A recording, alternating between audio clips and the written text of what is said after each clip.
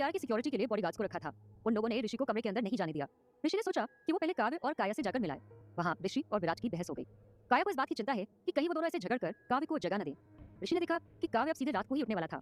उस बीच उसके उठने के चांसेस नहीं थे, तो ऋषि ने जाकर कियारा से मिलने के लिए सोचा और फिर विराट से कहा, मैं एक बार कियारा से मिलना चाहता हूँ। तुम अपने बॉडीगार्ड से कहो कि वो मुझे कियारा से मिलने उसके रूम के अंदर जाने दें।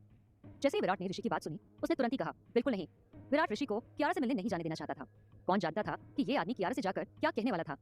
जो भी हो, ऋषि को ये देखकर ही खुश था कि विराट को उसकी वजह से तेज गुस्सा आ रहा था और ऋषि तो विराट को गुस्सा दिलाकर ही खुश हो जाता था। विराट ने इस बार कियारा और बच्चों को बचाया था और विराट इस बात का क्रेडिट नहीं लेना चाहता था और साथ ही साथ ये भी नहीं चाहता था कि उन लोगों को बचाने की वजह से कियारा अपने आप को विराट के एहसानों तले दबा हुआ महसूस करे और इसी वजह से विराट के प्रपोजल के लिए हाँ बोल दे। विराट तो ये चाहता था कि कियारा खुद से सब कुछ सोचे समझे और फिर उसके पास आने के लिए तैयार हो। अगर कियारा अपने दिल से विराट के पास आने के लिए तैयार होती तो ही विराट को ज्यादा खुशी होती। विराट को ऐसी औरत की अपनी लाइफ में कोई जरूरत नहीं है जिसे विराट में बिल्कुल भी इंटरेस्ट नहीं था। विराट तो विराट था जिसे बहुत सारे लोग चाहते थे। वो किसी ऐसे इंसान की परवाह क्यों करता जो उसकी ही परवाह नहीं करता था। अगर उसे किसी भी औरत की जरूरत होती, वो जिसे भी चाहता उसे पा सकता था। विराट को सोच में पड़ा हुआ देखकर ऋषि ने इस लहजे से पूछा जैसे ऋषि को विराट और कियारा की बहुत ज्यादा चिंता हो, तुम सच बोल रहे हो ना? लेकिन मुझे ऐसा क्यों लगता है कि तुम जो बोल रहे हो वो सच नहीं है। तुम्हारे और कियारा के बीच कुछ भी नहीं हुआ है ना? ऋषि जिस तरह से सवाल पूछ रहा था उससे विराट को बहुत ज्यादा गुस्सा आ रहा था। विराट ने अपने गुस्से को कंट्रोल किया और ऋषि को धमकी देते हुए कहा, तुमने मुझसे ये सब पूछने की हिम्मत ही कैसे की? क्या तुम्हें मेरे गुस्से के बारे में कुछ भी नहीं पता है? अभी तुम जहाँ खड़े हो इस जगह को देखते हुए मैं तुम्हारी बात को इग्नोर कर रहा हूँ, लेकिन आइंदा तुमने ऐसा कुछ भी बोलने की हिम्मत की तो मैं तुम्हें छोड़ूंगा नहीं। विराट कभी भी ऋषि को अपने किसी भी मैटर में इन्वॉल्व नहीं करना चाहता। ऋषि का पूरा हक होने के बाद भी विराट ने कभी भी उसे अपने बिजनेस के मामलों में शामिल नहीं होने दिया था। तो फिर ये तो विराट का पर्सनल मैटर था। वो अपने पर्सनल मैटर पर ऋषि का बोलना कैसे बर्दाश्त कर सकता था? ऋषि ने शांति से अपने जेब में हाथ डालते हुए कहा, अच्छा चलो ठीक है, मान लेते हैं, लेकिन मेरे पास कियारा से मिलने के और भी कई कारण हैं। ऋषि ने ये सब बोलकर विराट को इस तरह से छेड़ने वाले एक्सप्रेशंस के साथ देखा जिससे कि विराट का गुस्सा उसकी सब्र की सीमा को पार करने लगा था। ऋषि मुस्कुराते हुए बाहर की तरफ जाने लगा और जाते जाते अजीब से एक्सप्रेशंस के साथ बोला, मैं तुम्हारे साथ इसी तरह से और भी ज्यादा मस्ती करना चाहता हूँ। मेरे लिए ऐसे ही पूरे दिन बिजनेस में बिजी रहना बहुत बोरिंग होता है।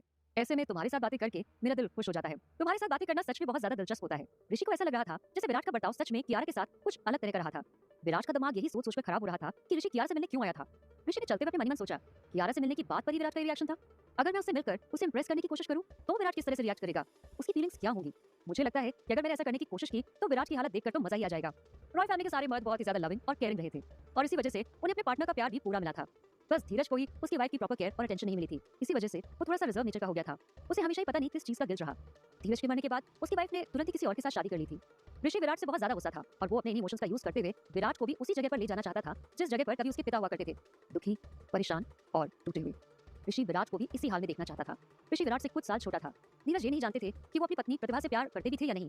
देखा जाए तो धीरज किसी भी मामले में कम नहीं थे। वो काफी हैंडसम और अच्छे नेचर के इंसान थे और साथ ही एक बहुत ही रेप्यूटेड फैमिली के बेटे भी। प्रतिभा और धीरज दोनों की फैमिली ने उन दोनों के फ्यूचर का सोचकर ही उनकी शादी करवा दी थी। वो लोग सोचते थे कि प्रतिभा और धीरज की शादी के बाद वो लोग खुश रहेंगे और उनकी खुशी में दोनों फैमिलीज भी खुश होंगी। शादी के बाद धीरज को पता चला कि प्रतिभा अभी भी अपने एक्स बॉयफ्रेंड विकास से ही प्यार करती थी और वो उससे अभी भी मिलती थी। एक तरह से देखा जाए तो धीरज की नाक के नीचे प्रतिभा और विकास दोनों मिलते थे। और तो और प्रतिभा शादी के बाद भी विकास के बच्चे के साथ प्रेग्नेंट हो गई थी। अब तक धीरज को प्रतिभा से प्यार हो गया था। जब ये सच धीरज को पता चला तो उन्होंने सच को छुपाने में प्रतिभा की बहुत मदद की थी। अगर विराट की दादी माँ गायत्री देवी ने सब कुछ अपनी आंखों से नहीं देखा होता तो वो कभी भी इस बात को नहीं मानती। विराट की दादी माँ को जब ऋषि के बारे में पता चला तो ऋषि को उसकी माँ के परिवार को वापस दे दिया। जब तक ऋषि रॉय फैमिली में रहा और पला बढ़ा तब तक वो विराट का भाई बनकर रहा और अलग होने के बाद भी उसकी जगह विराट के भाई की ही थी। अब जब सारी बातें सामने आ गई थी तो प्रतिभा धीरज को छोड़कर जाना चाहती थी। धीरज ने प्रतिभा से कई बार उसे छोड़कर ना जाने के लिए रिक्वेस्ट की। गायत्री देवी ने भी अपने बेटे की खुशी के लिए प्रतिभा को अपने घर में रहने दिया। विराट धीरे धीरे बड़ा हो रहा था। दादी माँ की तबीयत खराब होने लगी थी। अगर इस टाइम वो टूट जाती या कमजोर पड़ जाती तो ये रॉय फैमिली के लिए अच्छा नहीं होता। गायत्री देवी ने अपने गुस्से को किसी को नहीं दिखाया और उसे पी लिया। गायत्री देवी ने प्रतिभा को रॉय फैमिली में रहने की परमिशन दे दी क्योंकि उस टाइम विराट को अपनी माँ की सबसे ज्यादा जरूरत थी। विकास ने किसी और से शादी नहीं की। वो पूरी लाइफ प्रतिभा का इंतजार करता रहा ताकि प्रतिभा वापस उसके पास लौट जाए। विकास और रॉय फैमिली का बिजनेस रिलेशन था। कुछ सालों बाद विकास रॉय फैमिली के साथ किसी बिजनेस ट्रिप पर गया था। वहां से आने के दौरान धीरज और विकास दोनों का ही एक्सीडेंट हो गया और एक्सीडेंट में विकास की मौत हो गई। हर कोई इस बात पर शोक मना रहा था और ढके छुपे शब्दों में यही कह रहा था कि विकास की मौत के लिए रॉय फैमिली ही जिम्मेदार थी। उस वक्त ऋषि काफी छोटा था। उसने अपनी दादी का हाथ पकड़ा और उसी वक्त कसम खाई कि वो रॉय फैमिली को खून के आंसू रुलाएगा। ऋषि की दादी ने उसे कहा था कि सब कुछ रॉय फैमिली की वजह से हुआ था। रॉय फैमिली ही प्रतिभा से बदला लेने के लिए ये सब कुछ कर रही थी। ऋषि ने भी बिना किसी शक के अपनी दादी माँ की बात पर विश्वास कर लिया और बड़ी होने के बाद ये बात ऋषि के दिल में और भी गहरे तक बैठ गई और इसी गुस्से की वजह से ऋषि ने अपने आप को काम में बुरी तरह झोंक दिया और इतना फेमस हो गया कि विराट के बाद वो मुंबई का मोस्ट एलिजिबल बैचलर बन गया था। प्रतिभा को लेकर विराट का ठंडा रवैया भी ऋषि को ये बात मानने पर और भी ज्यादा मजबूर कर देता था। विराट को अपनी माँ कभी पसंद नहीं थी। उसकी वजह से ही ऋषि के दिल में विराट और रॉय फैमिली के लिए नफरत और भी ज्यादा बढ़ती गई। ऋषि को लगता था कि उसकी माँ के साथ अन्याय हुआ था और विराट खुद से मजलूम बनने का नाटक कर रहा था। ये सच में उसकी नजर में बहुत गलत बात थी। इसीलिए ऋषि रॉय फैमिली में से किसी भी इंसान की इज्जत नहीं करता था। ऋषि कियारा से मिलने गया तो विराट को बिल्कुल भी अच्छा नहीं लगा। विराट भी ऋषि के पीछे पीछे कियारा के रूम में चला गया। ऋषि का इंटरेस्ट अब इस मैटर में और भी ज्यादा बढ़ता जा रहा था। ऋषि कियारा के वार्ड तक जाने के रास्ते में बहुत ज्यादा एक्साइटेड था। ऐसा लग रहा था जैसे ऋषि ने विराट को टॉर्चर करने का एक तरीका ढूंढ लिया था। अगर आप किसी इंसान से सच में प्यार करते हो तो उसे खोने से ज्यादा तकलीफ भरा और कुछ नहीं हो सकता। और विराट भी इस वक्त यही सब सोच रहा था। विराट भी ये सब कुछ झेलना नहीं चाहता था। ऋषि को ये सोच सोचकर एक्साइटेड हो रहा था कि विराट की दादी इस बार इस तकलीफ से अपने लाडले और कलेजे के टुकड़े को कैसे बचा पाएगी। अगर विराट की दादी ने इन सबके लिए ऋषि के परिवार पर अटैक करने की कोशिश की तो वो अपने लिए सारे जरूरी सबूत इकट्ठा करेगा और अपने पिता की मौत की सच्चाई भी उसी टाइम सामने ले आएगा। इस वक्त कियारा ऋषि के लिए स्वर्ग से भेजे गए एक बहुत ही कीमती तोहफे जैसी हो गई थी। ऋषि इस बात के लिए श्योर था कि जब तक उसका बदला पूरा नहीं हो जाता तब तक उसे कियारा और उसके दोनों बच्चों के साथ बहुत अच्छे से बिहेव करना होगा। कियारा के वार्ड में कियारा भी कुछ देर पहले ही उठी थी। उसके पूरे शरीर में दर्द हो रहा था, यहाँ तक कि उसे सांस लेने में भी तकलीफ महसूस हो रही थी। डॉक्टर ने उसका पूरा चेकअप किया और उसके घाव का अच्छे से ट्रीटमेंट किया और उसे इंजेक्शन भी दिया और उसे रेस्ट करने के लिए कहा। वार्ड में कियारा के साथ एक नर्स रुकी हुई थी जो उसकी देखभाल कर रही थी और उसकी जरूरतों का ध्यान रख रही थी। नर्स ने देखा कि कियारा कुछ बोलने की कोशिश कर रही थी, इसलिए नर्स ने कियारा को रेस्ट करने की रिक्वेस्ट करते हुए हाथ से इशारा करके कहा, मैडम विराट सर ने पहले से ही सब कुछ अरेंज कर रखा है, आपको किसी भी चीज की चिंता करने की कोई जरूरत नहीं है। तभी कियारा के दिमाग ने कहा, क्या फिर से विराट ही? अब इसमें कोई हैरानी की बात नहीं कि जब मैं बेहोश हुई थी तो मुझे वो आकृति जानी पहचानी सी क्यों लगी थी। मुझे तो पहले लगा था कि वो कपिल होगा, लेकिन ये तो विराट था। इससे पहले जब भी कियारा को किसी की जरूरत महसूस हुई थी तो कपिल हमेशा ही कियारा के साथ खड़ा रहता था।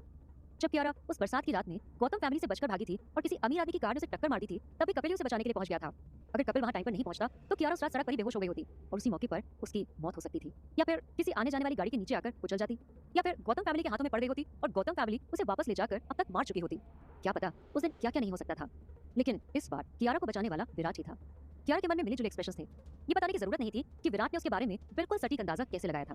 विराट ने कियारा की मुसीबत में होने का अंदाजा कैसे लगाया था, विराट उन तक कैसे पहुंचा था और वो ऋषि को कियारा से मिलने के लिए क्यों रोक रहा था। फैक्ट तो ये था कि विराट को कियारा और उसके बच्चों के बारे में गट फीलिंग हुई थी और उसने अपने नेचर के हिसाब से काम किया और कियारा को बचाने की पूरी कोशिश की। आखिरकार विराट ने कियारा और उसके दोनों बच्चों को बचा ही लिया और उन्हें हॉस्पिटल पहुंचा दिया। क्या कियारा कभी इस कर्ज को चुका भी पाएगी? हॉस्पिटल में ऋषि और विराट की बहस भी हो गई। क्या पता उस दिन क्या क्या नहीं हो सकता था, लेकिन इस बार कियारा को बचाने वाला विराट ही था। कियारा के मन में मिले जुले एक्सप्रेशंस थे। ये बताने की जरूरत नहीं थी कि विराट ने उसके बारे में बिल्कुल सटीक अंदाज लगाया था। कियारा और दोनों बच्चों की अगर कोई जानकारी नहीं थी तो वो किसी खतरे में थे, और यहाँ तक कि इतने कम समय में विराट ने उन्हें ढूंढने के लिए बहुत सारे लोगों का इंतजाम भी कर लिया था। कियारा को ऐसा लगता था कि विराट ने कियारा और उसके बच्चों के लिए जो भी कुछ किया था उसके एहसान का बदला कियारा इस जन्म में तो नहीं चुका सकती थी। उसने मनी मन सोचा, भले ही विराट सर पत्थर दिल, निर्दयी और गुस्सैल हैं, विराट सर जैसे भी हैं तो हम लोगों के हीरो हैं, मैं चाहे कुछ भी कर लूं तो भी उनका उपकार चुकाने की काबिलियत नहीं है मुझमें। भले ही मैं विराट सर की जिंदगी भर नौकरी करूं या फिर उम्र भर उनकी सेवा कर लूं, लेकिन फिर भी विराट सर का एहसान नहीं चुकेगा। उन्होंने मेरे बच्चों को बचाकर मुझे नई जिंदगी दी है, इतनी आसानी से थोड़ी उनका एहसान चुक जाएगा। तभी कियारा के दिमाग में एक बात आई, मुझे अच्छे से पता है कि मैं विराट सर के इस उपकार का बदला कैसे चुका सकती हूँ। ये सब याद आते ही कियारा के चेहरे पर एक अलग सी खुशी नजर आने लगी। जब कियारा और उसके बच्चे उस खाली और बंद गोदाम में गुंडों के बीच फंसे हुए थे तभी कियारा ने इस बारे में सोच लिया था। कियारा ने डिसाइड कर लिया था कि अगर वो सभी जिंदा बच गए तो कियारा इस बात का बदला लेने के लिए दूसरा मौका जरूर ढूंढेगी, चाहे फिर उसके लिए कियारा को कोई भी कीमत क्यों ना चुकानी पड़े, वो कीमत अपनी इज्जत को बेचना ही क्यों ना हो। जिस परिस्थिति से कियारा और उसके बच्चे निकल कर आए थे वो सिचुएशन बहुत ज्यादा खतरनाक थी। ऐसे में अगर उसे अपने बच्चों को बचाने के लिए अपना शरीर और अपनी इज्जत ही क्यों ना बेचनी पड़े, ये इतना ज्यादा महंगा सौदा नहीं होगा। इस पूरी सिचुएशन में यही उन लोगों के लिए सबसे अच्छा ऑप्शन था। विराट एक अच्छा आदमी था, वो दूसरों को तकलीफ देने वाला या साइको नहीं था। विराट ने तो कियारा और बच्चों की हर बार मदद ही की है। कियारा ने फैसला किया, मुझे लगता है कि अब वक्त आ गया है जब मुझे विराट सर का प्रपोजल एक्सेप्ट कर लेना चाहिए और उनकी गर्लफ्रेंड बनने के लिए उनके साथ कॉन्टैक्ट कर लेना चाहिए। कियारा यही सब सोच रही थी कि उसका ध्यान अपने कमरे में खड़े ऋषि पर गया। ऋषि को वहां देखकर कियारा काफी हैरान रह गई। वो भी सवाल का जवाब जानना चाहती थी कि ऋषि उससे मिलने क्यों आया था। फिर कियारा ने सोचा, शायद इन सबके पीछे टीना ही हो सकती है, जरूर टीना ने ही इसे यहाँ भेजा होगा। तभी विराट ने कहा, जब तुम सो रही थी तब कपिल का कॉल आया था, उसे अपने किसी केस के सिलसिले में आउट ऑफ टाउन जाना पड़ा है। वो केस बहुत ज्यादा इंपॉर्टेंट था, लेकिन जब से उसे पता चला है कि तुम्हारे साथ ये मिसहैपनिंग हो गई है तभी से वो बहुत ज्यादा टेंशन में है। मैंने उसे कह दिया है कि सब कुछ ठीक है और सब कुछ अंडर कंट्रोल है, उसे टेंशन करने की ज्यादा जरूरत नहीं है। मैं हूँ यहाँ तुम्हारा और दोनों बच्चों का ध्यान रखने के लिए। विराट की बात सुनते ही ऋषि चौंक गया और उसने भी जल्दी से बात को संभालते हुए कहा, टीना भी ऑफिस के कुछ जरूरी काम की वजह से आउट ऑफ टाउन है। इन बातों ने कियारा के चेहरे पर मुस्कान ला दी। कियारा का चेहरा बहुत ज्यादा सूजा हुआ था और उसका गला इतना खराब था कि वो मुश्किल से कुछ बोल पा रही थी। टीना और कपिल कियारा को लेकर बहुत टेंशन में थे। कियारा चाहती थी कि इस वक्त जब कपिल और टीना शहर में नहीं थे तो वो अपनी किडनैपिंग और चोट लगने की बात उन लोगों से छुपा ले। कियारा नहीं चाहती थी कि वो दोनों इस बारे में जानकर टेंशन ले, क्योंकि वो दोनों बाहर गए थे और इस वक्त कियारा की मदद के लिए नहीं पहुंच सकते थे। ऐसे में कियारा के बारे में जानकर उन्हें बहुत गिल्ट हो सकता था। इसी वजह से कियारा उनसे ये बात छुपाना चाहती थी। कियारा ने जब ऋषि को देखा तो उसे वेलकम करने के लिए उठने की कोशिश करने लगी, लेकिन विराट ने उसे तुरंत ही घूर कर देखा और वापस लेटने का इशारा किया। कियारा को मजबूरी में चुपचाप विराट की बात माननी पड़ी। विराट ने सख्त आवाज में कहा, डॉक्टर ने सख्त इंस्ट्रक्शन दी है कि तुम्हें बेड से हिलने ना दिया जाए और तुम हो कि उठने की कोशिश कर रही हो, चुपचाप लेटी रहो। विराट की बात सुनते ऋषि ने भी कहा, हाँ कियारा, विराट बिल्कुल ठीक बोल रहा है, तुम बस लेटी रहो, मैं कोई अजनबी तो हूं नहीं जो तुम्हें उठकर मेरा वेलकम करने की जरूरत पड़े, हम तो दोस्त हैं और दोस्तों में इतनी फॉर्मेलिटीज नहीं होती। ऋषि की बात सुनते ही विराट और ज्यादा भड़क गया। ऋषि कियारा के लिए अजनबी क्यों नहीं था? ऋषि अपने आप को कियारा का दोस्त क्यों बता रहा था? विराट यही सब सोच रहा था कि ऋषि ने आगे कहा, मैं तो चाहता हूँ कि तुम लोग जल्दी से जल्दी ठीक हो जाओ, अभी के लिए तो ये सबसे जरूरी बात है, पर तुम याद रखना कि मैं अभी भी काया और काव्य की पिक्चर्स क्लिक करने के लिए इंतजार कर रहा हूँ। ऋषि की बात सुनते ही कियारा थोड़ा हैरान रह गई। कियारा को ये सुनकर ही थोड़ा गुस्सा आने लगा और कियारा ने मनी मन बड़बड़ाते हुए कहा, मेरे दोनों बच्चे तो इस वक्त घायल हुए बिस्तर पे पड़े हैं और ऋषि को अभी भी अपने एड शूट की पड़ी है। बदतमीज आदमी, इसे इतनी भी अकल नहीं है कि कब और क्या बोलना चाहिए। बोल तो ऐसे रहा है कि उनका इंतजार करने वाला है, जैसे काव्य और काय के बिना इसका काम ही नहीं चलने वाला। हाँ, थोड़ा रुक जाएगा तो कौन सा एड कैंपेन में बहुत ज्यादा देर हो जाएगी। ये सब सोचते हुए कियारा ने तुरंत ही थोड़ा नाराजगी से चिढ़ते हुए ऋषि को देखा। कियारा इस वक्त ऋषि को बहुत कुछ सुना देना चाहती थी, पर मजबूरी ये थी कि वो कुछ बोल नहीं पा रही थी। लेकिन विराट ने बड़ी ही आसानी से उसकी मुश्किल हल कर दी और कियारा की जगह खुद ऋषि की बात का जवाब देते हुए कहा, फिलहाल तो ये दोनों इस हालत में नहीं है कि तुम्हारा एड शूट कर पाए। अगर तुम चाहो तो कोई और मॉडल ढूंढ सकते हो। विराट की बात सुनते ही कियारा ने हैरानी से विराट की तरफ देखा। एग्जैक्टली यही तो वो भी कहना चाहती थी। इस वक्त विराट के मुंह से अपने शब्द सुनकर कियारा को ऐसा लग रहा था कि अभी जाकर विराट का मुंह चूम ले। पर फिर कियारा ने अपने आप को कंट्रोल किया और मुस्कुराते हुए विराट को देखा। ऋषि भी विराट की बात सुनकर एक पल के लिए घबरा गया और उसने जल्दी से कहा, नहीं नहीं, ऐसा नहीं है कि मेरे लिए दो मॉडल ढूंढना कोई मुश्किल काम है, पर एक बात तो फाइनल है कि मेरा ये ऐड काव्य और काया ही करने वाले हैं। मेरे सभी एसोसिएट्स तो काव्य और काया के साथ काम करने के लिए बहुत उतावले हो रहे हैं। यहाँ तक कि अगर उन लोगों को काव्य और काया का थोड़ा इंतजार भी करना पड़े तो वो लोग उन दोनों का इंतजार करने के लिए तैयार भी हैं। और सबसे बड़ी बात तो ये है कि काव्य और काया है भी तो इंतजार करने लायक। ऋषि काव्य और काया के लिए थोड़े दिन इंतजार करने के लिए भी तैयार था। ऋषि के शब्दों ने कियारा के मन में ऋषि के लिए पॉजिटिविटी को बढ़ा दिया। ऋषि की बातों से कियारा टच फील कर रही थी। जैसे ही कियारा ने ऋषि की तरफ देखकर अपना सिर हिलाया तो ऋषि ने देखा कि उसकी आंसुओं से भरी आंखें बहुत सुंदर लग रही थीं। उन्हें देखकर ऋषि कियारा की तरफ अट्रैक्ट होने लगा था। वहाँ जो कुछ भी हो रहा था उसे देखकर विराट को बहुत ज्यादा गुस्सा आ रहा था। कियारा के और विराट की थॉट प्रोसेस को ऋषि की बातें इंटरप्ट कर रही थी। साथ ही में ऋषि विराट और कियारा के बीच में आ गया था, जिससे विराट कियारा के एक्सप्रेशंस को ठीक से नहीं देख पा रहा था। ऋषि को पता था कि कियारा अपने गले की वजह से बिल्कुल भी बोल नहीं पा रही थी, इसीलिए वो खुद से ही बातें करते जा रहा था। ऋषि बातें बनाने में बहुत अच्छा था, वो किसी को भी अपनी बातों से इंप्रेस कर सकता था। ऋषि की बातों के तरीके से वो कियारा को एक ईमानदार और भला इंसान लग रहा था। कियारा भी धीरे धीरे ऋषि से प्रभावित होने लगी थी। बातों ही बातों में ऋषि ने कियारा को बहुत कुछ बता दिया था और कुछ देर बाद उसने कहा, अच्छा चलो अब तुम आराम करो, मैं जल्दी ही फिर से तुमसे मिलने आऊंगा, तब हम ढेर सारी बातें करेंगे, ठीक है ना। विराट ऋषि की बातें सुन सुनकर गुस्से से उबल रहा था। विराट ने देखा कि ऋषि की बात पर कियारा ने मुस्कुराकर हाँ में अपना सिर हिला दिया तो विराट का गुस्सा और भी बढ़ गया। इस वक्त वो कियारा के सामने ज्यादा कुछ और नहीं बोलना चाहता था, बस इसीलिए थोड़ा चुप था। जाते जाते ऋषि ने कियारा को याद दिलाने की कोशिश की कि विराट अभी भी अनिका के साथ एक रिश्ते में बना हुआ था। ऋषि ठीक से बाहर भी नहीं निकला था कि विराट के वहीं खड़े होने की वजह से उसने सीधे सीधे नहीं कहा था। ऋषि ने केवल इतना कहा, तुम्हें पता है कियारा, आज अनिका विराट से मिलने के लिए आई थी। मैं जब तुम्हें देखने के लिए आ रहा था मैंने उसे बाहर कॉरिडोर में खड़े हुए देखा था। उसका चेहरा देखकर लग रहा था कि वो बहुत ज्यादा रोई थी। उसे अपनी कजन बहन की बहुत ज्यादा चिंता थी और वो बोल रही थी कि उसके बाद तो ऋषि की बातें फिर से शुरू हो गई। उसने काफी कुछ कियारा से कहा और फिर ऋषि ने कहा, तुम्हें पता है विराट अभी भी यही हॉस्पिटल में ही है। तब कियारा को याद आया कि अभी वो कहाँ थी।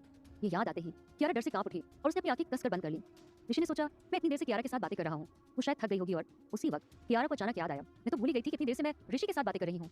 विराट सर को मेरा ऋषि के साथ बात करना पसंद नहीं है, कहीं ऐसा ना हो कि मेरे ऋषि से बात करने की वजह से विराट सर नाराज हो जाएं। ये याद आते ही कियारा ने चुपचाप अपनी आंखें बंद कर ली और अपना सिर तकिए पे रख दिया। कियारा ने विराट को देखने की कोशिश भी नहीं की, वो बस अपने गले के ठीक होने का और विराट से बात करने का इंतजार करना चाहती थी ताकि समय निकालकर विराट से बात कर सके। तभी विराट की आवाज से कियारा का ध्यान उस तरफ गया। विराट ने ऋषि से कहा, अब तो ठीक है ना, अब तो तुम कियारा से भी मिल चुके हो, उसे देख भी लिया है और मेरे हिसाब से बहुत ज्यादा बातें भी कर चुके हो। तुम्हें नहीं लगता कि अब तुम्हें जाना चाहिए। विराट की बात ऋषि को काफी अजीब लगी। ऋषि वैसे भी काफी देर से बकवास कर रहा था, यहाँ तक कि उसके बिहेवियर से लग रहा था कि वो अनिका को भी अपने साथ लेकर आना चाहता था। विराट के ऋषि को जाने के लिए कहने के बाद तो ऋषि कियारा के बेड के पास चला गया। ऋषि को कियारा के बेड के पास जाते देख विराट का दिमाग खराब हो गया। उसे अचानक में समझ में नहीं आया कि ऋषि ऐसे कियारा के बेड की तरफ क्यों जा रहा है। लेकिन इससे पहले कि विराट आगे बढ़कर उसे रोक पाता, ऋषि ने कियारा के बेड के पास टेबल पर रखे पेन और पेपर को उठा लिया और उस पर अपना फोन नंबर लिखकर कियारा को देते हुए कहा, जब बच्चे थोड़ा ठीक हो जाएं तो तुम मुझे कॉल कर देना, मैं उनसे आकर मिलना चाहूंगा। फिर जब भी डॉक्टर परमिशन देंगे और ये कह देंगे कि वो ठीक हो गए हैं और काम कर सकते हैं, तब हम फोटोशूट रख लेंगे। क्या कियारा ऋषि का फोन नंबर ले लेगी? विराट का रिएक्शन इस बात पर क्या होगा? क्या कियारा विराट से उसके प्रपोजल के बारे में कुछ बात करने वाली है? ऋषि कियारा से मिलने गया। कियारा को उसके आने से हैरानी हुई, पर टीना ने भेजा होगा ये सोचकर उसने कुछ नहीं कहा। ऋषि कियारा से इधर उधर की बहुत सारी बातें करने लगा, जिसे देखकर विराट मन ही मन गुस्से से उबल रहा था। ऋषि ने जाते जाते वापस आकर कियारा को अपना फोन नंबर लिखकर दिया और कहा कि काव्य और काया के ठीक होने के बारे में कियारा से कॉल करके बता दे। कियारा ने ऋषि के हाथ में पेपर देखा तो अपना हाथ बढ़ाकर ऋषि का फोन नंबर वाला पेपर लेने के बारे में सोचा। तभी ऋषि ने आगे कहा, अगर तुम्हें किसी चीज की जरूरत पड़े या फिर तुम्हें लगे कि तुम्हें मेरी मदद की जरूरत है तो तुम कभी भी मुझे कॉल कर सकती हो या फिर मेरे पास आ सकती हो। ऋषि की बात सुनते ही कियारा ने सोचा, ये तो सच में बहुत ही अच्छी बात है कि ऋषि खुद ही मुझसे बोल रहा है कि मैं उसे हेल्प लेने के लिए उसके पास जा सकती हूँ, पर मेरा ना तो ऋषि के साथ कोई ज्यादा लेना देना है और ना ही कोई कॉन्टैक्ट, तो ऋषि ऐसा क्यों बोल रहा है और ये ऋषि मुझे इस तरह से क्यों देख रहा है। कियारा ऋषि के देखने की वजह से थोड़ा सा अनकंफर्टेबल फील करने लग गई और उसने ऋषि से उसका नंबर लेने की हिम्मत नहीं की। कियारा की तो ऋषि की तरफ देखने की हिम्मत भी नहीं हो रही थी। कियारा को लगता था कि अगर उसने ऋषि का दिया हुआ नोट ले लिया तो विराट पलटकर वहां से बाहर चला जाएगा। तभी ऋषि की फिर से आवाज आई, तुम टीना की दोस्त हो और वो मेरे ऑफिस में काम करती है और मेरी दोस्त है, अब तो कपिल भी मेरा दोस्त बन चुका है, तो फिर अब हम भी दोस्त बन सकते हैं, है ना। जैसे ही ऋषि ने ये कहा उसी वक्त कियारा का हाथ वही का वही रुक गया जो अभी एक पल पहले ही उसने ऋषि का दिया फोन नंबर लेने के लिए बढ़ाया था। विराट ने जैसे ही कियारा का बढ़ा हुआ हाथ देखा उसने नोट को बीच में ही रोक लिया और ऋषि के हाथ से वो कागज का टुकड़ा छीन लिया और ऋषि की तरफ घूरते हुए देखकर कहा, ये मुझे दे दो ऋषि, मैं बाद में इसे कियारा को दे दूंगा और अब तुम दोबारा से हॉस्पिटल आने की जहमत मत करना, उसे आराम करने की सख्त जरूरत है और डॉक्टर ने भी कियारा को आराम करने के लिए कहा है, ज्यादा लोगों से मिलने आएंगे तो उसे प्रॉब्लम हो सकती है। विराट की बात सुनते ही ऋषि ने हंसते हुए कहा, तुम भी ना विराट, अब क्या तुम कियारा की इतनी छोटी छोटी सी बातों का भी ध्यान रखने वाले हो। इस वक्त ऋषि हंसने के अलावा और कुछ भी नहीं कर सकता था। उसी वक्त विराट ने ऋषि को बड़े ही मीठे शब्दों में चेतावनी देते हुए कहा, अब तुम्हें भी चलना चाहिए और अपने काम से काम रखना चाहिए, तुम्हें पता भी है कि आजकल चल क्या रहा है। ऋषि ने हैरानी और नासमझी से विराट की तरफ देखा तो विराट ने आगे कहा, तुमने सोचा है कि तुम उन सिंगर्स का क्या करने वाले हो जो तुम्हारे साथ अपने कॉन्ट्रैक्ट को खत्म करने की कोशिश कर रहे हैं। विराट की बात सुनते ही ऋषि बहुत खुश हो गया और बोला, अरे वाह, मुझे तो उम्मीद ही नहीं थी कि तुम मेरे बारे में इतना ज्यादा सोचते हो। मुझे विश्वास नहीं हो रहा कि तुम मेरे बिजनेस के बारे में इतना कुछ जानते हो और मेरी कंपनी की इतनी ज्यादा चिंता करते हो।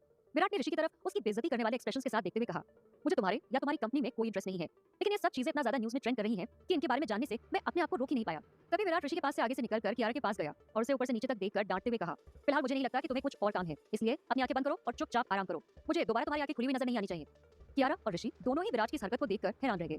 कियारा तो सबसे ज्यादा परेशान थी कि उसने फिर से विराट को परेशान कर दिया, लेकिन कियारा को ये नहीं पता था कि उसने विराट को कैसे दुखी कर दिया। कियारा को कुछ भी समझ में नहीं आ रहा था, लेकिन उसने विराट की बात मानते हुए जल्दी से अपनी आंखें बंद कर ली। आंखें बंद करने के बाद कियारा को कदमों की आहट सुनाई दी। वो शायद ऋषि के कदमों की आहट थी जो बाहर चला गया था। कुछ देर बाद कमरे का दरवाजा धक्का देकर खुलने की आवाज आई। कियारा ने सोचा कि वो नर्स होगी, इसलिए उसने राहत की सांस ली और अपनी आंखें खोल दी। जैसे ही कियारा ने अपनी आंखें खोली, उसने देखा कि विराट उसके बेड के सामने खड़ा था और ऋषि के दिए हुए नोट को ही देख रहा था। ये देखते ही कियारा ने झट से अपनी आंखें फिर से बंद कर ली। तभी विराट की आवाज आई। विराट कियारा को टॉन्च मार रहा था, अरे वाह, तुम तो बहुत अच्छी हो। इससे अच्छा कुछ भी नहीं था। कियारा इस वक्त कुछ बोल नहीं सकती थी, इसलिए उसने अपनी आंखों का इस्तेमाल करके विराट से पूछा कि विराट के कहने का क्या मतलब था। विराट ने मुस्कुराते हुए कियारा को देखकर कहा, अब तो ऋषि को भी लगने लगा है कि तुम बाकी सबसे अलग हो। वो तो चाहता है कि तुम उससे बात करने के लिए उसे कॉल करो और मदद के लिए उसके पास जाओ। क्या बात है। इस वक्त विराट की जो मुस्कान थी वो उसकी आंखों तक नहीं पहुंच रही थी। इसका मतलब था कि विराट इस बात से नाराज था। कियारा ने तुरंत ही अपना सिर हिलाकर कुछ इशारा किया। कियारा इशारा करके विराट को ये बताना चाह रही थी कि वो ऋषि को कॉल नहीं करेगी। कियारा अच्छे से जानती थी कि उसका बॉस विराट ऋषि को बिल्कुल भी पसंद नहीं करता और ना ही उससे जुड़ी कोई बात बर्दाश्त कर सकता था। तभी विराट ने कियारा को घमंड से देखते हुए कहा, कम से कम तुम इतनी तो समझदार हो कि तुम्हें बातें समझ में आ जाती हैं। लेकिन एक बात याद रखना, हो सकता है ऋषि खुद से तुमसे मिलने ना आया हो, बल्कि टीना ने ही उसे यहाँ तुमसे आकर मिलने के लिए कहा हो, इसलिए उसके यहाँ आने के बारे में ज्यादा सोचकर खुश मत हो जाना। विराट की बात सुनकर कियारा को अब गुस्सा आने लगा था। अगर कियारा इस वक्त बोल पाती तो वो इस बात को लेकर विराट से बहस करने लगती। विराट ऋषि के दिए नोट को बहुत गौर से देख रहा था। कियारा को इस बात से झुंझलाहट होने लगी थी। उसने तुरंत ही अपनी झुंझलाहट दिखाने के लिए अपनी आंखें घुमा दी। विराट को इस बात से कोई भी फर्क नहीं पड़ा। विराट ने अपने हाथ में पकड़े नोट को हिलाया और उसे छोटे छोटे टुकड़ों में फाड़कर कूड़ेदान में फेंक दिया। ये सब कुछ कितना बेवकूफी भरा था। तभी विराट ने कहा, एक बात अच्छे से याद रखना कि तुम मेरी सेक्रेटरी हो, इसलिए सिर्फ मैं ही तुम्हारा ध्यान रखूंगा, ना कि वो ऋषि। ऋषि का तुमसे या इन सबसे कोई लेना देना नहीं है। विराट की बात सुनते ही कियारा ने अपनी आंखें झपकाईं। ये इस बात का इशारा था कि विराट जो भी कुछ कह रहा था वो सही था और कियारा उसकी बात मानने के लिए तैयार थी। कियारा को इस बात का एहसास था कि अगर विराट नहीं होता तो कियारा और उसके बच्चे अब तक मारे जा चुके होते। इसलिए कियारा ने इस बात पर ज्यादा ध्यान नहीं दिया और विराट को खुश रखने का फैसला किया। कियारा ने कमर के नीचे से अपना हाथ बढ़ाया और विराट का ध्यान अपनी तरफ खींचने के लिए उसकी आस्तीन खींची। जैसे ही कियारा ने विराट का हाथ छुआ तो विराट ऐसे उछल पड़ा जैसे उसे तेज बिजली का झटका लगा हो। विराट ने हैरानी और घबराहट से कियारा की तरफ देखते हुए पूछा, ये क्या कर रही हो तुम? कियारा अपने चेहरे पर क्यूट से एक्सप्रेशन लेकर आ गई। तभी विराट ने फिर से पूछा, क्या चाहती हो? चल क्या रहा है तुम्हारे दिमाग में? कियारा ने विराट की तरफ मुस्कुराते हुए देखा तो विराट ने आगे कहा, इस समय तुम्हें सिर्फ एक ही चीज की सबसे ज्यादा जरूरत है, वो है रेस्ट। इसलिए अपने छोटे से दिमाग पर ज्यादा जोर मत डालो और आराम करो। मैं बिना तुम्हारे कहे भी उन लोगों को ढूंढ सकता हूँ जिन्होंने तुम्हें किडनैप किया था। अगर तुम चाहती हो कि मैं तुम्हारी किडनैपिंग का बदला लूं तो तुम्हें तब तक इंतजार करना होगा जब तक कि तुम बिल्कुल ठीक नहीं हो जाती और कुछ बोलने लायक नहीं हो जाती, और तब मैं चाहूंगा कि तुम मुझसे अपनी हेल्प करने के लिए रिक्वेस्ट करो। तब मैं सोचूंगा कि मुझे तुम्हारी हेल्प करनी चाहिए या नहीं। ये कहते हुए विराट के चेहरे पर एक जंग जीतने वाली मुस्कान थी, जिसे देखकर कियारा हैरान रह गई। कियारा ने विराट की बात सुनकर उठने की कोशिश की तो विराट ने उसे घूरते हुए देखकर पूछा, ये तुम क्या कर रही हो? चुपचाप लेटी रहो। कियारा ने अपने फेस पर बहुत ही क्यूट एक्सप्रेशंस लाकर विराट को देखा और वो चुपचाप बेड पर लेट गई। विराट इस समय अपने सीईओ मोड में था और अभी तक कियारा को माफ करने के लिए तैयार नहीं था। कियारा को इस बात का डर लग रहा था कि अगर उसने विराट को खुश नहीं किया तो विराट उसकी मदद नहीं करेगा। कियारा ने विराट का ध्यान अपनी तरफ खींचने के लिए 2 बार खांसा और अपने सिरहाने पे रखे नाइट स्टैंड की तरफ देखा। विराट ने कियारा की नजरों का पीछा किया तो वहां पर पेन और पेपर को रखे देखा। विराट ने अपने हाथ में पेन और पेपर को पकड़ते हुए कहा, ये चाहिए तुम्हें? कियारा ने तुरंत हाँ में अपना सिर हिला दिया। विराट ने पेन और पेपर कियारा को दे दिया और सोचा, क्या कियारा को मुझसे कोई जरूरी बात करनी है? बात क्या इतनी ज्यादा इंपॉर्टेंट है कि वो अपने ठीक होने का इंतजार भी नहीं कर पा रही? अच्छा होगा कि कियारा की बात का उस ऋषि से कोई लेना देना ना हो, नहीं तो मैं भूल जाऊंगा कि कियारा की इस वक्त हालत ठीक नहीं है। जब तक विराट ये सब कुछ सोच रहा था तब तक कियारा ने पहले से ही उस नोटपैड पर कुछ लिख दिया और विराट की तरफ बढ़ाते हुए उसे पढ़ने का इशारा किया। कियारा ने सबसे पहले लिखा था, विराट सर, मेरी और मेरे बच्चों की जान बचाने के लिए थैंक यू वेरी मच कि आप वहां तक आए और आपने हमारे लिए इतना कुछ किया। विराट का चेहरा अभी भी वैसा ही बिना कोई एक्सप्रेशंस वाला सख्त सा बना हुआ था। उसके चेहरे पर कोई एक्सप्रेशंस नहीं थे। वो काफी सख्त बना रहा। विराट को लगता था कि उसने जो किया कियारा से बहुत कम आंक रही थी। कियारा ने बहुत देर तक सोचा, फिर अंत में लिखा, मैं आपकी बात मानने के लिए तैयार हूँ। विराट ने जब ये पढ़ा तो कियारा को घूरते हुए देखकर कहा, अच्छा है, जब तुम्हें पता ही है और खुद से बोल भी रही हो तो फिर तो मेरी बात मानकर रेस्ट क्यों नहीं कर रही? कियारा ने तुरंत ही नोटपैड फिर से उठा लिया और जल्दी से लिखा, मैं वो नहीं कह रही थी। विराट ने कियारा को घूरते हुए देखकर पूछा, तो क्या कह रही हो? विराट को कियारा के बात करने के तरीके से ही समझ में आ रहा था कि वो क्या कहने की कोशिश कर रही थी। विराट अब खुद उसे जानबूझकर तंग करने की कोशिश कर रहा था। कियारा धीरे धीरे इरिटेटेड होने लगी। उसका मन अपना माथा पीटने का कर रहा था। कियारा ने चिढ़ते हुए मन ही मन सोचा, बड़े सीईओ बने फिरते हैं, सीधी बात तो समझ ही नहीं आती, पता नहीं बिजनेस के लिए इतना दिमाग कहां से आ जाता है। विराट कियारा की हालत को देखकर मन ही मन उस पर हंस रहा था। विराट को कियारा का झुंझलाहट भरा फेस बहुत क्यूट लग रहा था। विराट अपने आप को कियारा के बारे में सोचने से रोक ही नहीं पा रहा था, पर विराट ने अपने मन में चलने वाली बातें अपने फेस पर नहीं आने दी और वैसे ही सख्त और बिना एक्सप्रेशंस वाले फेस से कियारा को देखता रहा। कियारा कुछ देर तक तो विराट को देखते हुए उसे समझने का टाइम दे रही थी, पर अब उसे लगने लगा था कि विराट की कुछ समझ में आने वाला नहीं था। कियारा को सब कुछ साफ साफ बोलना होगा। क्या विराट बिना बोले कियारा की बात समझ जाएगा? कियारा उसे कैसे बताएगी कि वो क्या कहना चाह रही थी? ऋषि ने जाते जाते वापस आकर कियारा को अपना फोन नंबर एक पेपर पर लिख कर दिया। विराट ने ऋषि के हाथ से वो पेपर ले लिया और ऋषि को जाने के लिए कहा। ऋषि विराट को चढ़ाकर खुश हो रहा था। विराट ने कियारा को घूरकर देखा तो कियारा ने उसे थैंक यू बोला और उसे बताया कि कियारा उसकी बात मानने के लिए तैयार थी। विराट ने जानबूझकर कियारा को तंग करना शुरू कर दिया। जब विराट को कियारा की बात न समझते हुए बहुत देर हो गई तो कियारा ने थोड़ा इरिटेट होकर लिखा, मैं आपके साथ रहने के लिए तैयार हूँ। विराट के चेहरे पर अभी भी कोई एक्सप्रेशन नहीं थे। उसने बिना किसी भाव के कियारा की आंखों में देखते हुए कहा, और ये तुम अब मुझे क्यों बता रही हो? कियारा के कहे ये शब्द विराट के लिए बहुत मायने रखते थे, लेकिन विराट ने अपने एक्सप्रेशन से इस बात का कोई भी इंडिकेशन नहीं दिया कि विराट कियारा की बात सुनकर कैसा महसूस कर रहा था। कियारा ने जल्दी से विराट की तरफ देखा। उसे समझ में नहीं आ रहा था कि विराट के कहने का मतलब क्या था। या तो विराट जानबूझकर कियारा की बात इग्नोर करने की कोशिश कर रहा था या फिर उसे उकसाने की कोशिश कर रहा था। कियारा ने फिर से कोशिश की और नोट पर आगे लिखा, मुझे लगता है मैं आपके लिए प्रपोजल को एक्सेप्ट कर सकती हूँ। कियारा ने इस प्रपोजल के बारे में काफी कुछ सोचा था। कियारा को गौतम फैमिली से निपटने के लिए और अपनी और अपने बच्चों की सिक्योरिटी की गारंटी के लिए विराट की हेल्प की जरूरत थी। किडनैपिंग वाले इंसिडेंट के बाद से ही कियारा के मन में अपने बच्चों और अपने फ्यूचर को लेकर डर बैठ गया था। इतनी बड़े शहर में कियारा का अपने दम पर खड़ा रहना बहुत ही मुश्किल था। इस वक्त कियारा विराट के ऑफर को रिजेक्ट नहीं कर सकती थी और ना ही उसे एक्सेप्ट करने में और देर कर सकती थी। गौतम फैमिली के लोग इस बात को कभी शांत नहीं होने देंगे और इसकी वजह से कियारा के दोस्तों के ऊपर भी हमेशा ही एक अनदेखा खतरा मंडराता रहेगा। भले ही अब विराट कियारा की हेल्प कर सके या नहीं, पर कियारा जब तक अपने बच्चों को प्रोटेक्ट कर सकती है वो अपने बच्चों को प्रोटेक्ट करेगी। कियारा के पास ऐसा कुछ था जो विराट को चाहिए था। कियारा को लगता था कि विराट को केवल उसका शरीर चाहिए था, लेकिन तब भी ये सौदा कियारा के लिए बहुत ज्यादा महंगा नहीं पड़ रहा था। अगर विराट उसके बच्चों की सेफ्टी की गारंटी ले रहा था तो कियारा के लिए ये सब कुछ करना कभी भी बुरा नहीं था। विराट को इस वक्त कियारा से इस जवाब की उम्मीद नहीं थी, लेकिन जब कियारा ने उसे कहा तो विराट ने बिल्कुल भी हेजिटेशन नहीं दिखाई। विराट ने अपना सिर हाँ में हिला दिया ताकि वो कियारा को बता सके कि वो उसकी बात समझ गया था। तभी विराट ने आगे कहा, अब जब तुम इस बात के लिए राजी हो ही गई हो तो मैं सारी चीजों को अरेंज करने के लिए किसी को ले आऊंगा।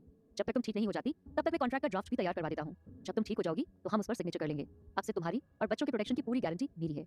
मैं तुम लोगों को कुछ नहीं होने दूंगा। कियारा ने भी तुरंत नोटपैड पर लिखा, thank you very much. Virat ने कियारा के हाथों से पेन और पेपर को थोड़ा अजीब तरीके से वापस लेते हुए कहा, तुम्हें मुझे थैंक यू बोलने की कोई जरूरत नहीं है। हम दोनों के बीच में एक डील हुई है। और एक बात और, अब तुम्हें कोई भी बात लिख कर कहने की जरूरत नहीं है। अगर तुम मुझसे कुछ भी कहना चाहती हो तो तुम्हें तब तक इंतजार करना होगा जब तक तुम्हारा गला बिल्कुल ठीक नहीं हो जाता।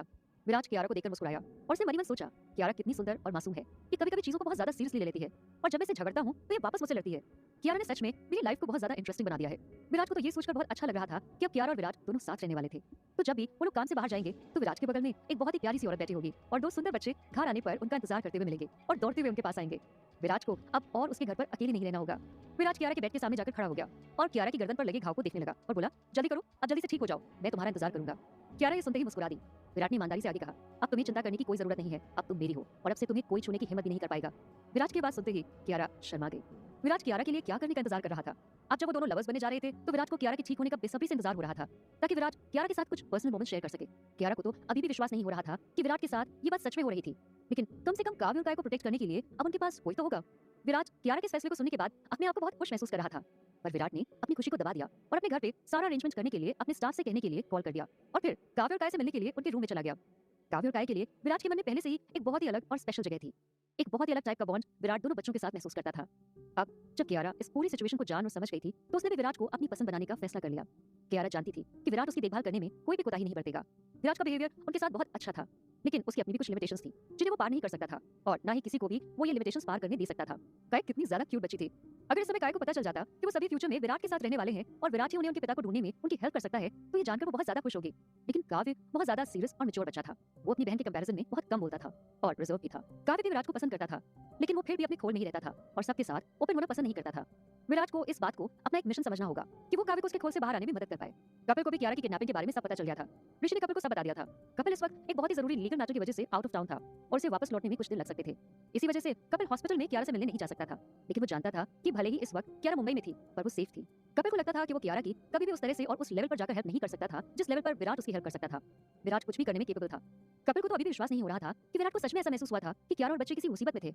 इस तरह का इंट्यूशन सच में बहुत ज्यादा खतरनाक था और इसमें कोई हैरानी की बात भी नहीं थी कि विराट के साथ ऐसा क्यों हुआ था।